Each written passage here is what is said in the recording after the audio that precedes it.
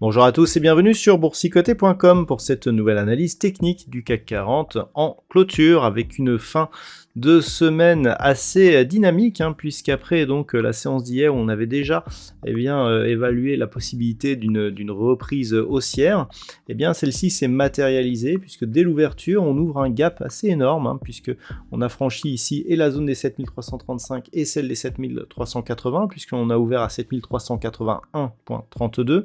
On est venu marquer un plus haut à 7435.36 avant de venir en clôture à 7378.82. Le CAC 40 gagne ce soir 0,96% par rapport à la clôture de la séance précédente. Donc je vous avais indiqué ici la matérialisation de cette résistance oblique qui passait quasiment par les 3 points hauts significatifs de la précédente tendance dont on voit qu'elle était baissière. On franchit aussi cette résistance sur gap, ce qui nous donne un signal de potentiel retournement. Lorsque l'on observe ce qui se passe au niveau des bougies, on avait déjà une succession de points bas qui étaient haussières. Donc il y a rupture de la loi de Dow qui consistait à dire que cette tendance était baissière pour repasser ici dans une évolution haussière avec des points hauts ici qui montent ainsi que les points bas. Donc maintenant reste à savoir si tout cela sera confirmé, vu qu'en fin de semaine on a vu que du côté des États-Unis ça baissait fortement. Au moment où j'ai effectué cette analyse, les futurs CAC sont à 7370, donc on a une petite baisse mais qui n'est pas énorme non plus. Au niveau de l'indicateur MACD, nous avons une configuration qui est donc haussière au niveau des histogrammes. On le voit très clairement ici sur cette vue. Les volumes sont naturellement largement supérieurs à la moyenne. Nous étions sur une séance à 4 sorcières, donc c'est assez logique. Mais tout de même, on a énormément de volume. Alors, ce n'est pas une très bonne nouvelle lorsque l'on observe un petit peu ce qui se passe sur cette bougie, puisqu'on a une ombre qui est quasi intégralement portée sur la partie supérieure de la bougie, ce qui nous indique que beaucoup d'investisseurs sont venus faire redescendre les cours après la phase initiale de hausse, ce qui n'est pas très bon pour la suite. Attention à cette structure donc qui pourrait nous amener une étoile du soir, puisque nous avons ici une bougie à forte conviction, une bougie ici fortement hésitante avec l'ombre donc portée sur la partie supérieure, un gap. Si par exemple on ouvrait la semaine prochaine sous la zone des 7335 points, on pourrait avoir un gros signal de retournement baissier à peine donc dès le début de cette dynamique. Avant d'aller plus loin, je vous propose une vue sur le marché en hebdomadaire, tout ça pour voir que là où on était sur une dynamique qui était plutôt baissière, puisque je vous avais indiqué qu'on était plutôt sous la moyenne mobile 20 exponentielle, on tente ici un retour. Mais vous voyez, par rapport à la zone majeure des 7380 points, on est toujours sous cette zone. Ce que l'on peut observer, c'est ce que je vous indiquais tout à l'heure, à savoir ici la succession de points bas haussières, la succession de points hauts haussières. Donc on voit ici qu'on a un petit trend qui se met en place, mais on l'avait déjà eu auparavant, on avait vu que ça s'était neutralisé par la suite. Donc globalement, sur le moyen terme, on reste quand même sur un contact sur la bande de Bollinger inférieure. On a du mal à franchir ici cette moyenne mobile 20 exponentielle.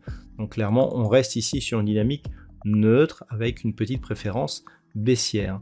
Au niveau de l'indicateur MACD, on est toutefois sur une dynamique plutôt positive, mais dans la partie inférieure de la zone d'évolution.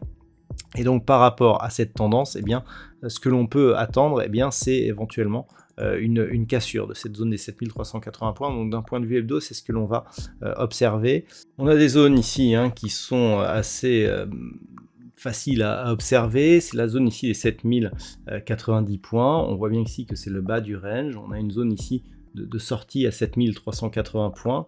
Une autre ici à 7500 points, et là on voit ici que l'on a une phase de baisse et que l'on tente ici de repartir à la hausse. Donc ce sera un petit peu ce qu'il faudra observer, et tout va se jouer autour de cette fameuse zone des 7380 points. Si on parvient à repasser au-dessus de celle-ci, on aura un prochain objectif à 7005, puis la zone ici de points hauts à 7577, zone qui représente les plus hauts historique donc de l'indice parisien.